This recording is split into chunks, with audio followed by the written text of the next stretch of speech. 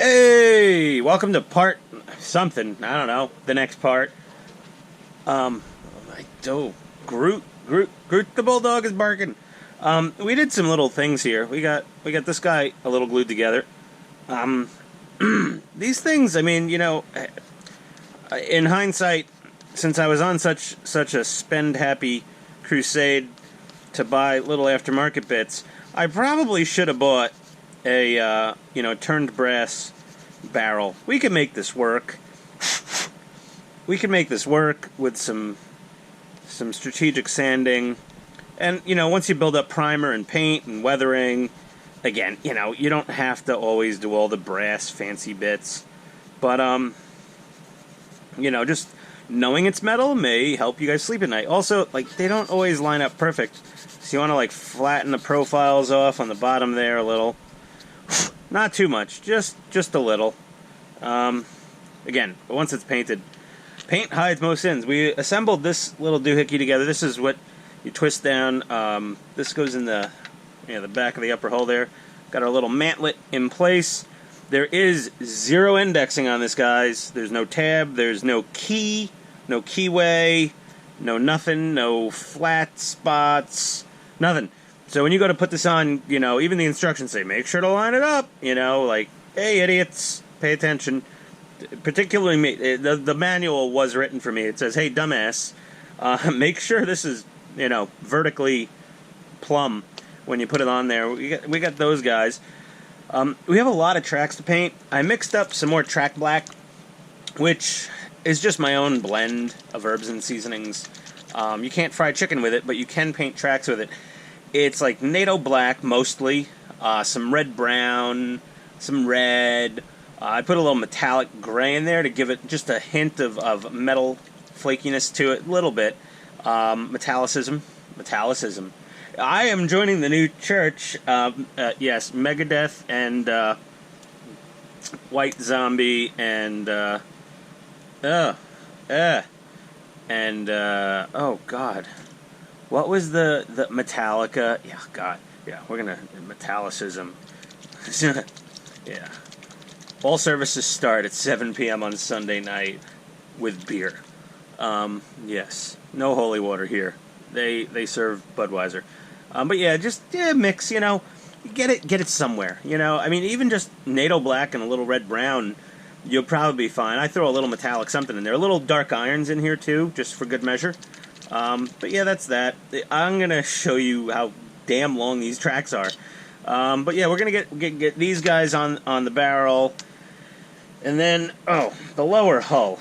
So in the instructions, they're telling you to put a big sticker over this, and if you can see, the part of the gearbox, I don't know why they didn't just flatten them off from the factory. It doesn't make any sense. I mean, they could just flatten them off. It's really.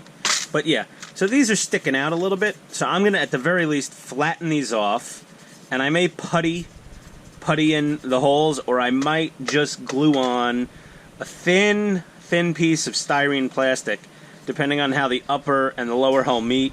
I'll either do styrene, or I'll just do putty and fill these, because this is amateur hour. Cover it with a sticker.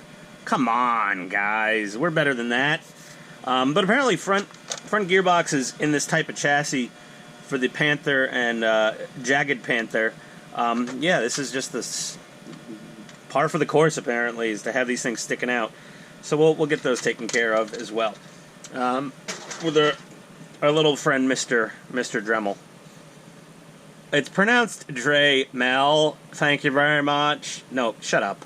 Okay, so just bzzz with the buzzy wheel. We'll zip those little aluminum nubs right off of there.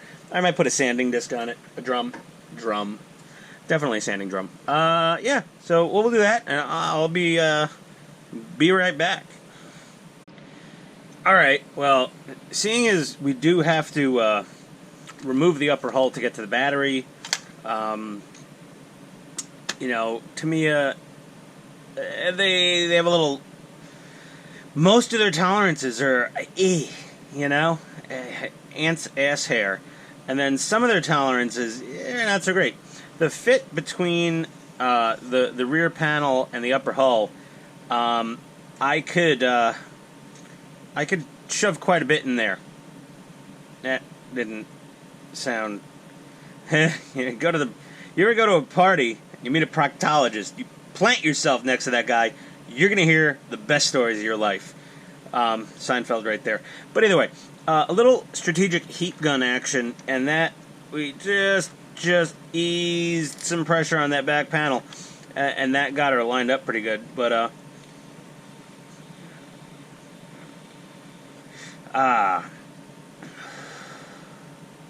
hits from the mango e-cig.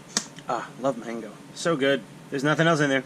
Just a little nicotine and some mango flavor. Don't get any ideas. So that resolved that fitment issue. A little gap. Didn't like it. Now our little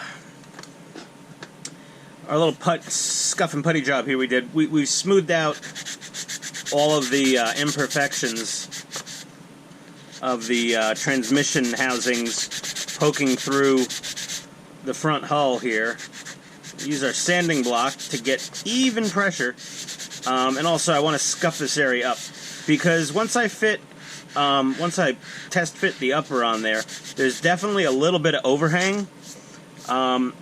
So we got some less than 1 millimeter thick styrene sheet. We're going to precision measure and cut a little piece to glue on here on the bottom of the lower, on this, front lower plate of the lower hull. And sometimes the technical terms elude me, oh god, I'm all covered in crap, later in the evening, especially on a Sunday. So yeah, we're going to do some measury, cutty. Now I have a cutting mat. Well, now I have a plant heating pad on it to keep me warm. But yeah, we're gonna ditch the heating pad. We're gonna use the cutting mat to do what it was designed for, cutting things. Hopefully not my flesh. I have plenty of paints. I could mix up my own fake blood if I needed to. We're gonna get this feller out of the way. Yeah, look at that. I haven't flipped it around so the numbers are legitimately in the right spots. There we go. So between the cutting mat and our high precision stainless steel, I guess it is stainless steel. Jeez, it's just paint splatter. We're gonna measure and cut some styrene here. I'm not gonna bore you with this. I'll be back. Oakley dokley. There we go. First cut. No sanding, no shaving, no nothing. First cut. Cutting mat. Nice straight metal ruler, and it literally slides right into place. It's beautiful. It's very good. So I have a little overhang, tiny bit at the top, and a itty bitty bit at the bottom, just so I can fine tune it with a sander, with a sanding block later. But yeah, we're just going to liberally,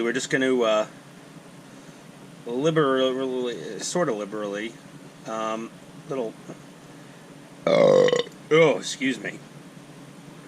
Went to Fetch Dog Park tonight in Atlanta. Fetch Park and Ice House, really cool place. It's a half a city block of AstroTurf, and there's seating, and there's space heaters, and there's big TVs, and they play music, and there's a bar in a converted Airstream trailer. It's a very cool place. Groot loves it. He loves to socialize. We met one of my wife's coworkers with their beautiful basset hound. Oh my god.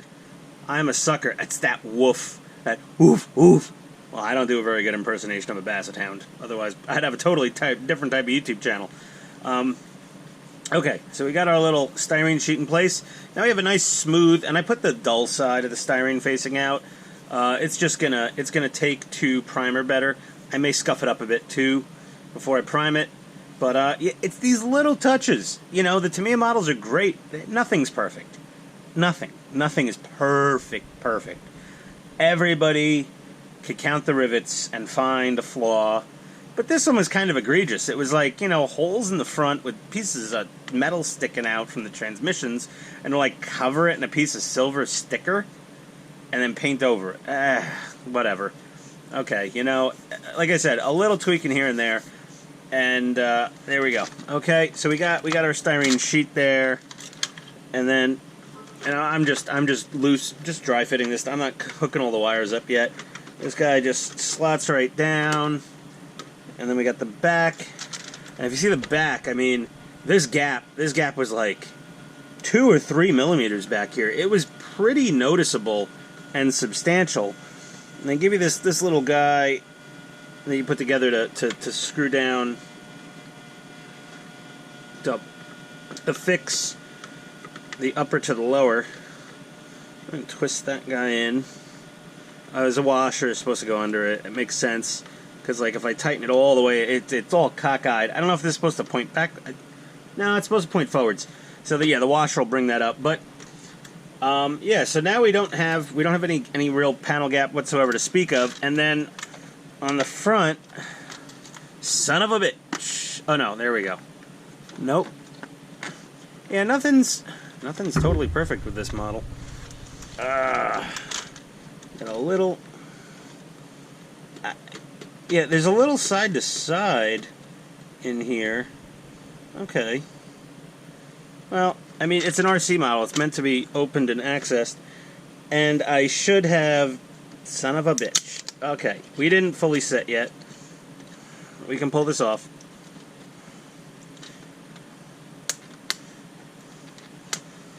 Alright. We need some surgery here. Doctor! Doctor! Okay. Top tip. Yeah.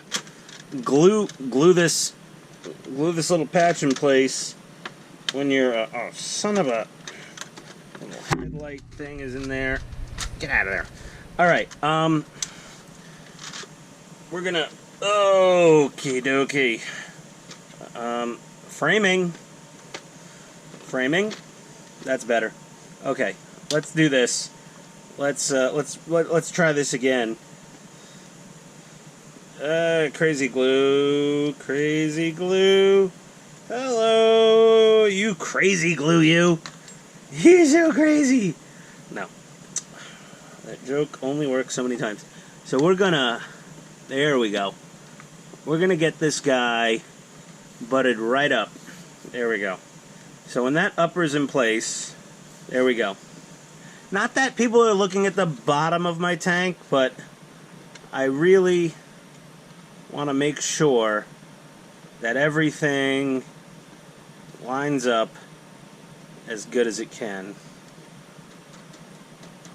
I'm gonna tappy tap. Sorry about the framing, guys. I'm just tappying it.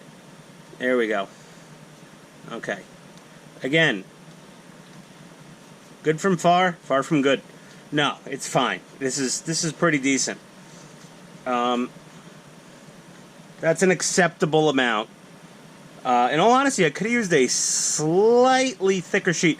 If I wanted to get really crazy, or you want to, you could start adding the weld lines. I may groove this, may take a razor to it and just, put some grooves in this bottom, since you could kind of, sort of, you're not going to see it if you're standing up. No, you're never going to see it if you're standing up and watching me drive this around on the carpet at work or whatever. But yeah, so there we go. Principal construction mostly done.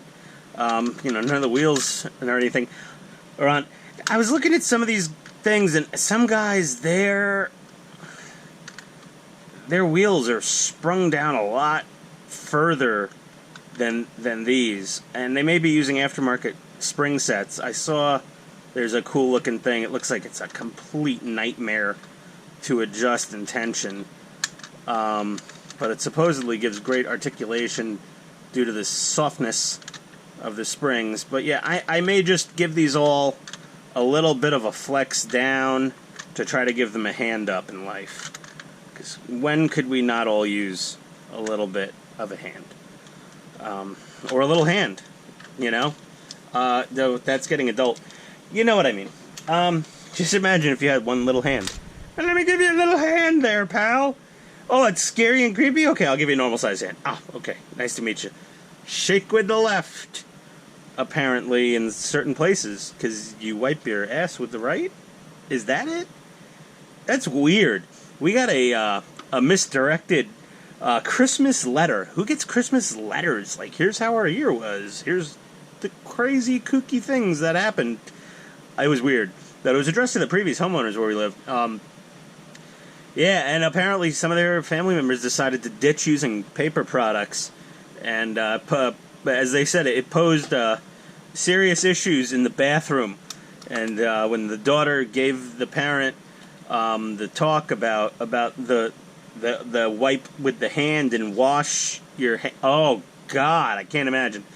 So these people were hilarious. The people that they were sending the letter to moved and never told them. So they still had the old address, which is now our home.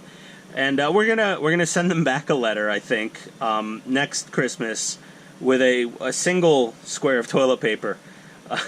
As a little bit of a joke, and say, by the way, they moved. I think I know their new address from the closing documents from when we purchased the house from them. But, you know, thank you for the letter. We appreciate it. Throw us on your mailing list. We'd love to see more of these. It was hilarious. But yeah, there we go. So we're I mean, damn, this thing, you know, other than me adding aftermarket stuff, which always poses an extra build challenge, this wasn't too difficult to do. In all honesty, this was a pretty easy tank to build. There were little fiddly things here and there, but otherwise, not so bad. What am I doing tonight? Oh, tracks. I gotta paint tracks. Okay. We're going to do the kitchen cooking show, and we're going to take this, and we're going to put this under the counter. We're going to clear the counter. Now, okay. Beer, check. Cover the blade with the safety thing. Check. Lighters out of the way. Glues. Okay. I need to make some damn room here, because I'm gonna finally give this new airbrush compressor I got for Christmas a workout. We need to move all this crap out of the way. All of it. Everything move. Uh-oh. I don't know if that little fart made it onto camera or not. Well, now everyone knows I farted, I guess. We've got a lot of room here. I'm going to get some craft packing, moving paper, construction, whatever the hell kind of paper it is down. Because we've got... I'll be right back. We've got some tracks to paint. There we go. I almost make it into the... Yeah, so these are the metal tracks that I got. I measured them up against the plastic ones. Hold on. Here's the stock Tamiya plastic tracks. And, well, hot shit. Oh, they're longer. Oh, you're supposed to remove 4 tracks from the Tamiya tracks. 4 links. So we might possibly need to remove a single link from these metal tracks, because they are 3 links shorter than the Tamiya tracks, and Tamiyas want you to pull 4 treads off each length of track. 4-2 uses stowage. But yeah, so we gotta paint. Get the other one. Paint these big metal man pajamas up. We're gonna use our track black that I showed before. Little dabble do ya. And let's get painting. Be right back. Okay. Oh, much paint later. Doing these tracks front and back, all the angles, and the little accessory hanger pieces. We had just enough. I took one off of each track to make a 6th of these, a 6th one. It actually had 10 spare metal links with this set that are a little more detailed, because the links on this actual track are solid teeth, which are more durable and perfectly fine, because you really, I mean, you'll see them kinda, maybe, but the ones that are going to be on display do have the hollow teeth, which are cooler. Historically accurate, I don't friggin' know. I don't claim to be one of those guys, you know. But either way, so we've got all our stowage track, we've got all our regular track, and I used the equivalent of about 1 large jar, almost, thinned out of, paint. So, this is the 23 milliliter jar. I don't know, maybe not that much. maybe 2/3 of one of these guys. You know, more than one of the little jars. I hate that they sell little jars. Sometimes colors only come in little jars. It's annoying. But the niche colors, like the Japanese Self-Defense Force colors, the JGSDF colors, they only come in the tiny ones, as far as I can find. And then sometimes a hobby shop, they only have the little ones. It pisses me off. I want the big mamba jammas. Either way, that aside, we used more than a little jar, but less than a big jar of paint worth on here. And just to give you a comparison, any other glossy, but this is the stock plastic color of the Tamiya tracks, and there's nothing wrong with these tracks. You know, they're a good overall color. And my tracks came out obviously flat paint, a little less metallic-y and a little less shiny, but we're gonna add stuff to this. You know, I mean, obviously I'm gonna clear them, but you know, we're gonna add hazes and rubs, maybe a little bit of something a little more metallic. And then I'm going to run them on the concrete in the driveway to scratch up the facades of these track teeth, make them look a little more realistic. But yeah, that took a long friggin' time. It's not like the midnight or anything, but it's getting on later in the evening. And it is a school night, kids. So, we're going to do the responsible thing and call it quits for right now. We got a lot of track black. I guess I could mix a little more metallic gray into my tracks, but I'm okay with it. You know, I mix it every time I need it, and it's never quite exactly the same. I'm no Andy's Hobby headquarters over here. I do the best I can with what I have. The new air compressor. It has this little 1 gallon or half-gallon tank. I don't know. It's like 2 liters, like a soda bottle worth of air. It's off screen. I was just touching it. And I'll be honest, when you're painting something this big, or like a 16 scale, the compressor still ran nonstop the whole time. The nice thing is it did have the air tank, and the tank below the air compressor captures a lot of the moisture. It puddles up. So there's really very little moisture in my water separator, water trap. It also is winter, so the air is very dry, which is nice. So I didn't get a lot of water in the separator. My wife also got me some of this new Airbrush cleaner and this little spray out pot. It made cleaning my brush. This is soapy stuff, so I still use the alcohol, but you know, I ran a dose of this through it. So yeah, you know, we got this thing. It was nice. A little easier to clean my brush. I wasted less paper towels, less paper waste. I still am not even close to considering cutting off buying toilet paper. Even if I got one of those bidet seat things that squirts the stream of ice cold water up your tushy hole. I'm not down with that. Sorry. You know, if I was going to the proctologist, you know, when I go to the podiatrist, I cut my toenails. When I go to the when at some point I go to the proctologist, I would just do an extra good job. That's all. Just extra baby wipe or two, a little extra time in the shower with the poof.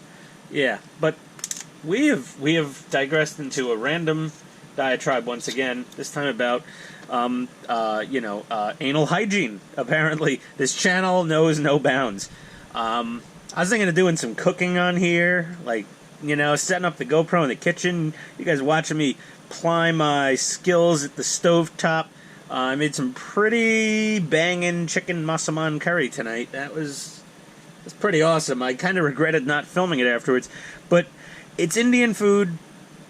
I'm not Indian, but it's ugly. It's not pretty food, necessarily. Unless you're at the buffet and you see the green and the yellow and the red, and it's kind of like a rainbow color wheel of different... What do you want, sir? I don't know. What's that? Chicken. What's that? Chicken. What's that? Chicken. Okay, give me some of the green chicken, a little of the red chicken, and some of the yellow chicken. You have no idea. It was delicious. Oh my god, was it good. But yeah, either way. Yeah, this isn't going to be the end of the part. We didn't get a whole lot done here. I got to lay some NATO black down on the lower and upper hull. I gotta lay nail black down all the wheels. I gotta do some white for the highlight coat. And we start painting the real colors on it. And that's where my moral dilemma comes in. And oy vey. I'll figure it out. Don't worry. We'll get there. I guess BRB, guys. Thanks to video editing. Yay! Wheel painting. Pardon me. Well, little under the weather. Let's see. Beeping beep. Oh, battery charger. Please ignore sound effects. Yes. We're gonna NATO black everything here, and we're gonna NATO black the rest of the tank. And I mean, what can you say? I don't have a funny story to go along with spraying NATO black on stuff, but we'll be back. Oh boy. Okay, I made it out of there alive. Book club was being hosted by my wife tonight. I have not been that outnumbered by women since... Actually, I was more outnumbered by women than her bridal shower. It was a lot. A lot of people. I went upstairs. Honey, can you take a group photo? And I'm like, okay. And I come over there, there's like 57,000 people in my house. Holy crap. At least I know the floor joists are up to code. So we've got our shadow coat. All NATO black. Lots and lots. And lots, and lots, and lots, and lots of NATO black was used. Many NATO blacks were harmed during the filming of this tank build. This one was like half, or a little less than half full still. And then these two completely brand new, I thinned them out and killed them all. And all the little road wheels, those are all done up. Again, you know, the NATO black coat, you don't have to be a perfectionist with it, you know. There we go. We got that guy. Hub cover will cover that little center area, so don't worry if it's not fully painted. But yeah, all these little guys, these are all painted up, front and back. So I have settled on a paint choice for one part of this. The wheels. I loved how Andy's Hobby Headquarters wheels turned out. He did them tricolor. You know, he did a solid color, solid color, solid color. So he had all three colors of wheels, and they were all varying about the tank. And you know, some photos from some of the museums. The wheels are painted like that too. I like it. It looks cool. In my opinion, I like it. So that's what I'm going to do with the wheels. The rest of this thing, I think I'm going to stick with a fairly traditional camo pattern. Traditional-ish, whatever, and you know, do a camo pattern, just a regular, not this crazy tiger stripey, whatever wackiness, not this thing. That's just, I mean, it looks pretty cool, and it'll look different than my other tanks either way. So something more along the lines of this, or this, something like that. That's what we're going to do. But first we got to do a highlight coat also. So we're going to have to do some white in here and all that good stuff.